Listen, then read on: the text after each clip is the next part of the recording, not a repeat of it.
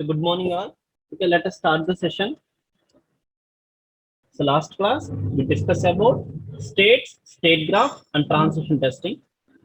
In today class we are going to discuss about the graph matrices and applications.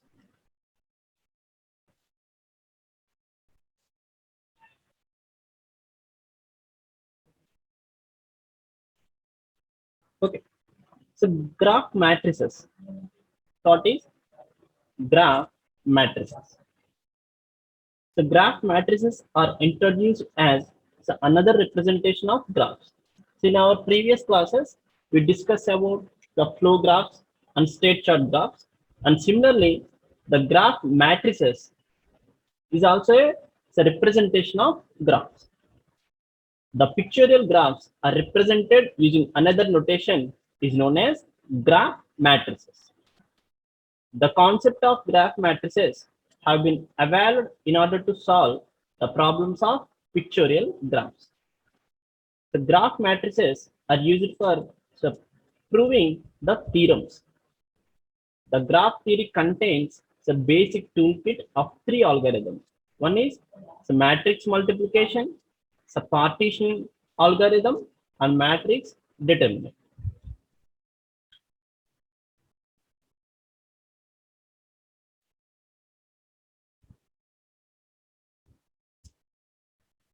The applications of graph matrices.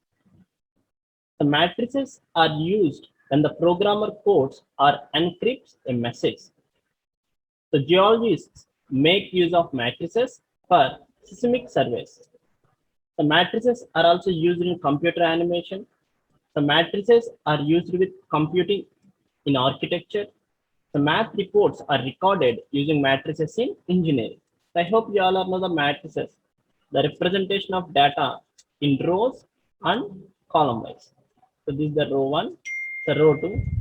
So these are the column 1, column 2. Okay. Now, so what are the applications of these graph matrices means? These matrices are used when the programmer codes or encrypts an message. And the geologists make use of matrices for seismic surveys. The matrices are also used in computer animation, and matrices are used with computing in architecture, and math reports are recorded using matrices in engineering. That means in many applications, we are going to use these matrices. So graph matrices. Okay. So matrix of graph. So how you are going to represent a matrix of a graph? The another notation for representing the graph is known as the graph matrix. Each and every node in the graph is represented as a single row and a single column. So that means each node. So for example, the A, B. So these are the two nodes. So this is the transition. Now, so each and every node in the graph is represented as a single row and single column. That means how many rows? For example, there is a node, two nodes, the matrix size is 2 by 2. If there is a 5 nodes, what's the size of the matrix? The size of the matrix is 5 by 5. Okay. And some of the examples of graph and their matrices are given below here. So this is the node. There is no transition. So it is represented with the matrix 0. Only one node.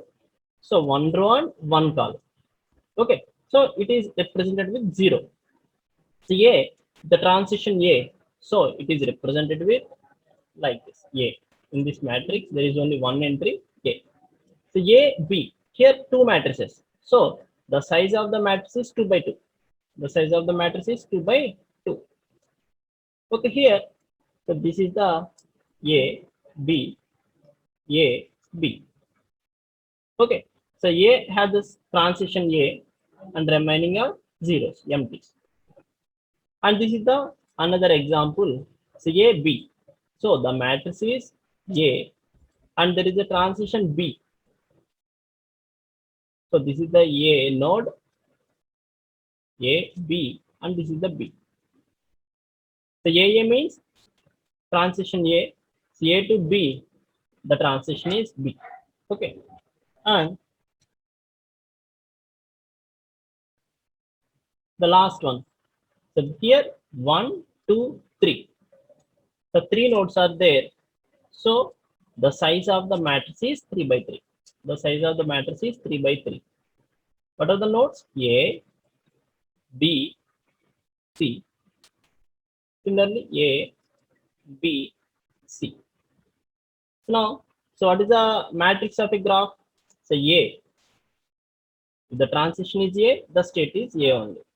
If the transition is B, then the node is B. Okay. And if the transition is E, then the transition is A. So we can write so B plus E here. B plus E. And so A to C is D. C to B is C. Okay. So this is the matrix of a graph. This is the graph. So for this graph, so this is the matrix. Okay. Now, so what is a graph matrix? A graph matrix is a square array with one row and one column for every node in the graph. Every node in the graph. There are 5 nodes. Then there are 5 rows and 5 columns. Each row column combination correspond to the relation between the node corresponding to the row and the node corresponding to the column. Okay. I hope you all are understand all these relationships.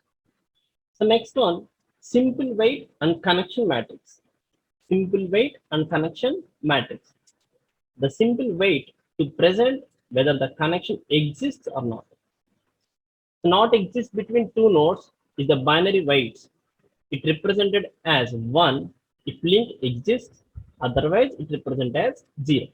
Okay, so that means here if there is any relationship between the node, then we indicate that with 1.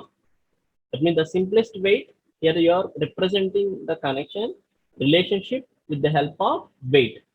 The simple weight to represent whether the connection exists or not. Exists between two nodes. So for example, A, so this is the node A, so this is the node B. Node B. If I am try to draw the graph matrix, so this is the A, B. A, B. There is a transition. For example, if it is there, then this is indicating with 1. Okay. Instead of B, you are indicating this with 1. If there is no transition, then you are going to indicate it with 0. Okay. The simple weight to represent whether the connection exists or does not exist between two nodes is the binary weight. The binary means so maybe 1 or 0. It is represented as 1 if link exists, otherwise it represents as 0.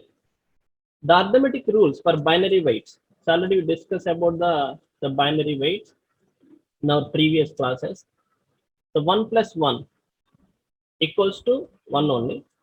So 1 into 1 equals to 1. Here you observe one thing, 1 plus 0 equals to 1. 1 into 0, normally we write this as a 0. But here in the arithmetic rule, the 1 into 0 equals to 1 only. So 0 plus 0, 0. 0 into 0, 0. So these are the arithmetic rules for binary weights. So 1 plus 1 equals to 1. So 1 into 1 equals to 1. 1 plus 0 equals to 1. 1 into 0 equals to 1. 0 plus 0 equals to 0. And 0 into 0 equals to 0. Okay. A matrix with weights defined is so called as a connection matrix. It's a connection matrix.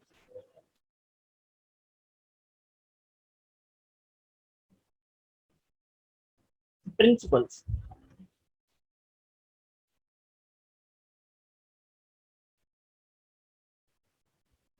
The size of the matrix, that is number of rows x number of columns, should be equal to the number of nodes. Okay, that means if there is the 3 nodes in the graph, that means 3 rows and 3 columns in the matrix. The direct link or connection between any node to any other node can be put in the matrix. The entry at the intersection of row and column is the weight of the link that will connect two nodes in represented direction. If there are more than one link between two nodes, which are known as parallel links, then the entry of those links in the matrix should be sum of all the links weights as parallel links. So what it means? So for example, there is a link A, B, the parallel link. So this is the parallel link. And with the transition A, B, then you can write A as A plus B. Already we discussed this in our previous classes. Okay, so coming to principles, the size of the matrix, that is number of rows and number of columns, should be equal. If the nodes are 3, then the rows and columns in the matrix graph is 3. The direct link or connection between any node to any other node can be put in the matrix. So that means the direct link, the connections between these nodes, you are going to put in the matrix. The entry at the intersection of row and column is the weight of the link that will connect two nodes in represented direction. That means the intersection point of the row and column is the weight of the link. That means based on 1 plus 1, already we discussed about the arithmetic rules. So based on that, we are going to calculate the weight. If the matrix is represented by the weights which are defined as above are known as connection matrix. Here, so representing a matrix with zeros and ones is known as the connected matrix. So this is the example. The example of connected matrix can be, so this is the graph. This is the graph we are going to take as example, and so this is the resultant matrix. So this is the resultant matrices. The general matrix or relation matrix and connection matrix of the below above figure. So this is the figure what we see now. Okay. For so this graph, so these are the relation matrix and connection matrix. The relation matrix is nothing but here the A, C. So if you observe that the node is A,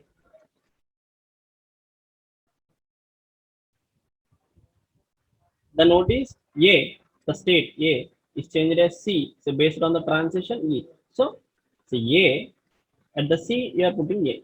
So here the nodes are 1, 2, 3, 4, 5. So size of the matrix also 5 by 5. Similarly, here C, C2B, C2B, D. So this is the C2B, it is D. Same is indicating here D. So similarly, C2D, C2D, it is B.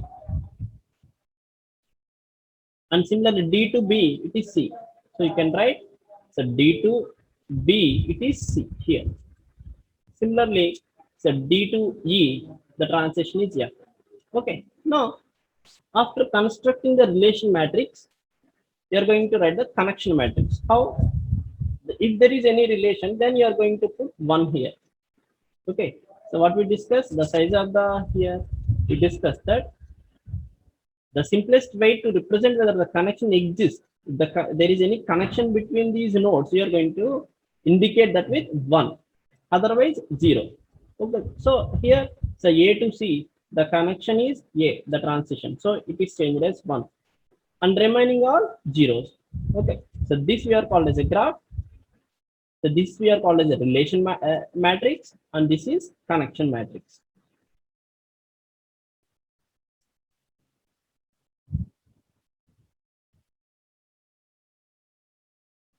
The links of the figure are represented as 1, and if there is no link, it is represented as 0. If there is any link between the nodes, that is represented with 1. In all other cases, we represent that with 0.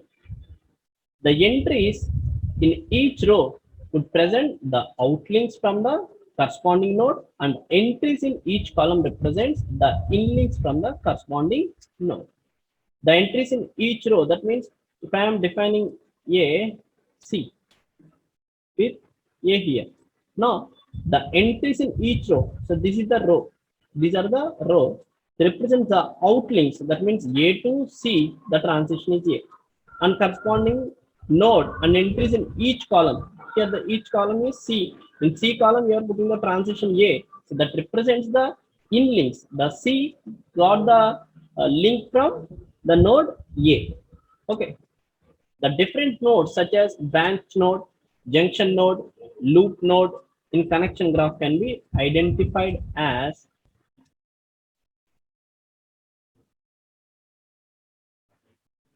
the branch node. So how we identify the branch? If the row contains two or more ones, then it is a branch node. The rows C, D, E in the above figure are branch nodes. That means C, D, E. So this is the C, D, E or branch nodes here. C, D, E. If the row contains so two or more ones, you observe that this is the row.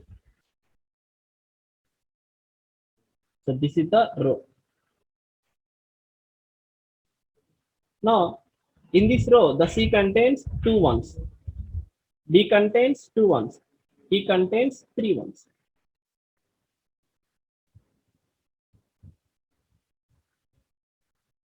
So the row CDE in the above figure are branch node. The number of decisions at that particular node can be calculated by using n minus 1 formula. So n minus 1 formula.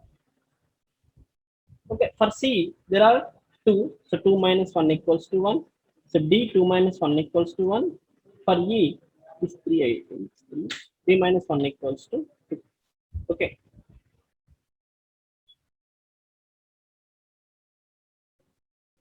So junction node. If the column contains two or more ones, then it is a junction node. If the row contains more than one node, so that we are called as a the branch node. If column contains two or more ones, then it is a junction node. In this example, if you observe this, the B, C, E. So these three contain more than one. So B, C, and E. So these we are called as a junction node.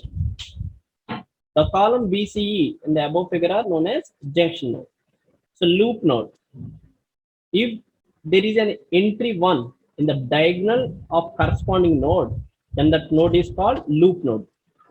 So node E in the figure known as loop node. So that means diagonally.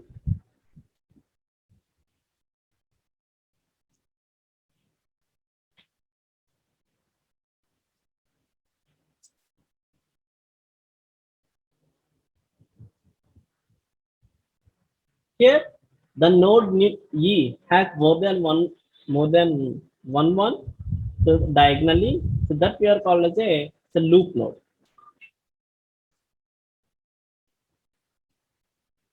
So next, relations. A relation is nothing but a property that connects any two things. Any two things. If A and B are anything connected by relation R, so it is said that A has relation R to B. So that means if A and B, so these two are connected with R. So it is said that A has a relation R to B. So A has the relation R to B. It is symbolically represented as small a, capital R, B. So what it means? A has a relation R with B. Okay. So properties of relations. There are four types. One is transitive property, the reflexive property, symmetric property, and asymmetric property.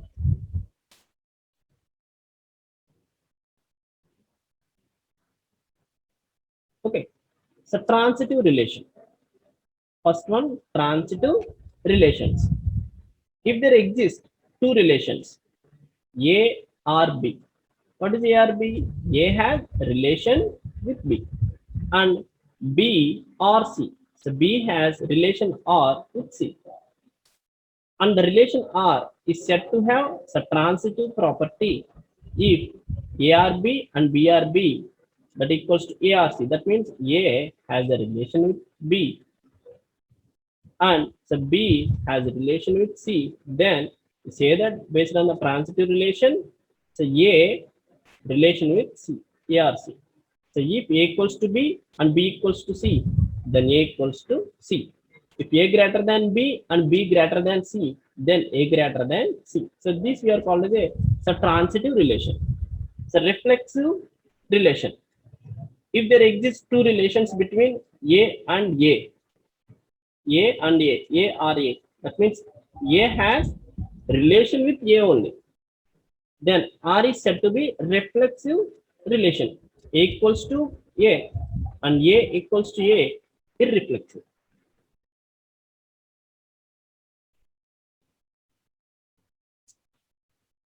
Next, symmetric relation.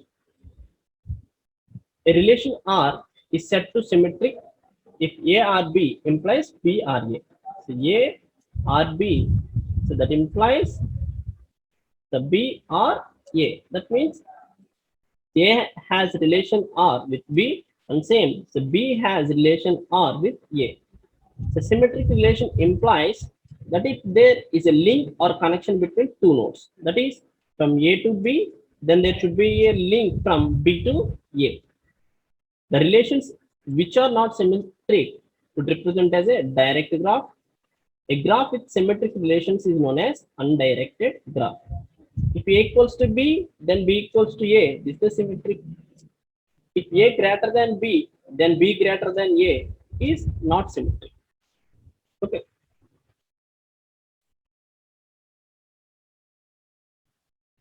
So next, antisymmetric relation.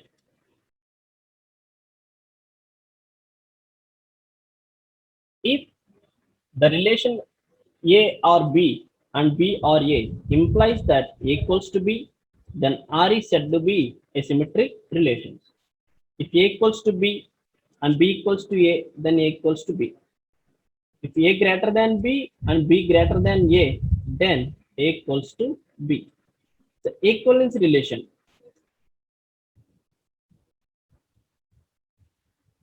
Equivalence relation. The relation which satisfies three properties: reflexive, symmetric, and transitive are known as equivalence relation. The partial ordering relations. The relation which satisfies three properties: reflexive, transitive, antisymmetric are known as partial ordering relation. The equivalence relation is nothing but if it satisfies the reflexive, symmetric, and transitive, then we say that the relation is equivalence relation. If the relation is satisfies the reflexive, transitive, antisymmetric, then we call that relation as partial ordering relations. Okay. The power of a matrix. The power of a matrix.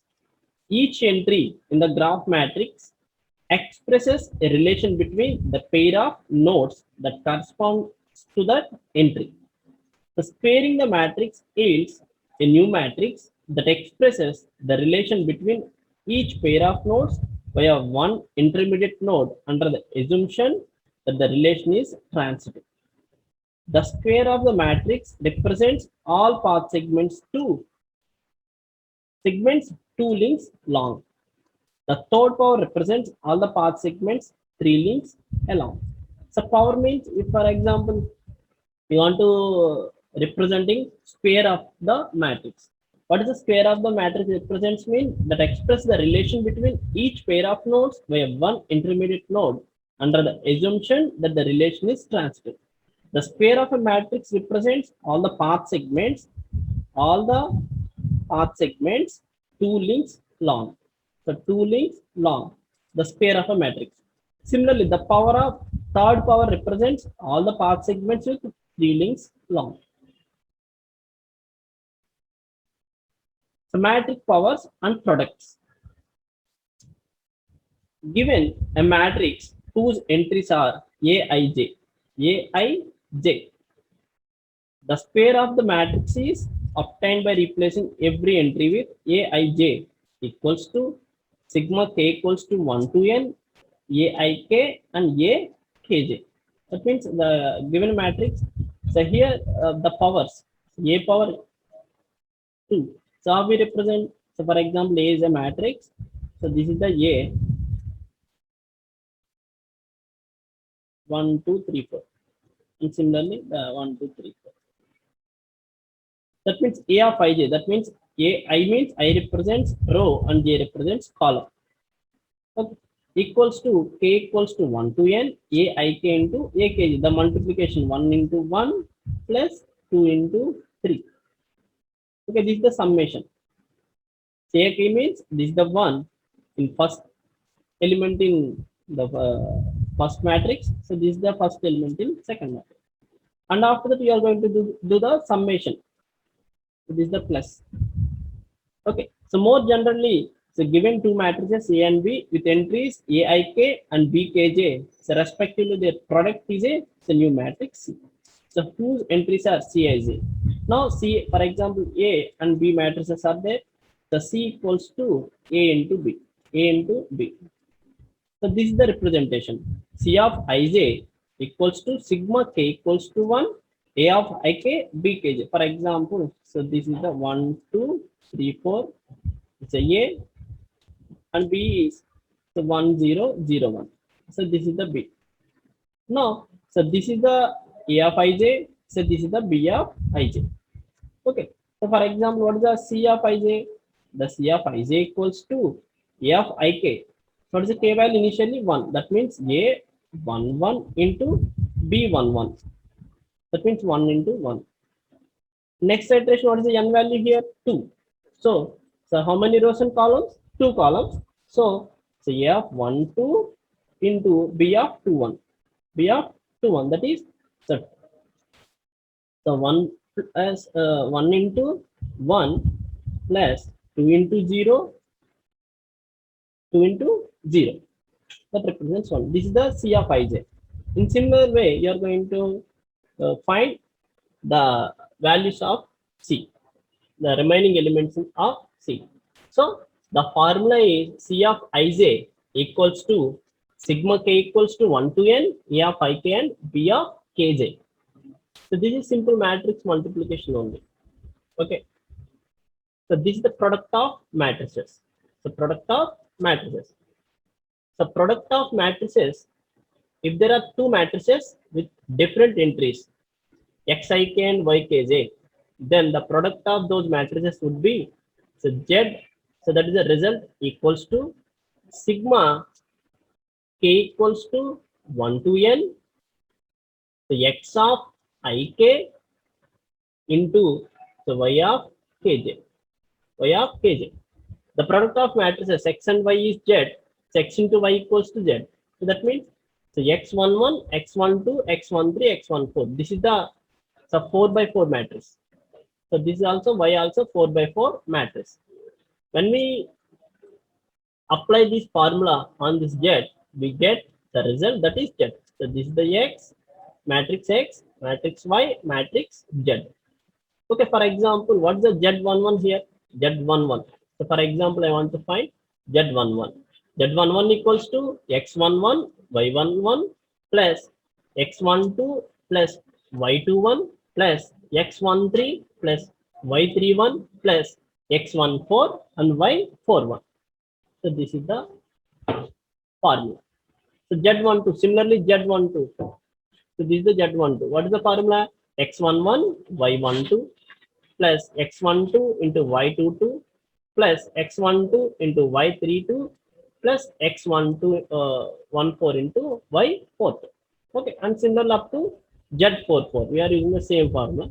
So z is obtained by multiplying each row entry in matrix I with column in matrix Y.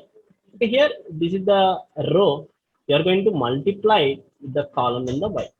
So this is the product of matrix. So z is z. The result z is obtained by multiplying each row entry in matrix X with column in matrix Y and adding them. Okay. So thank you all. So we meet in tomorrow class. Thank you.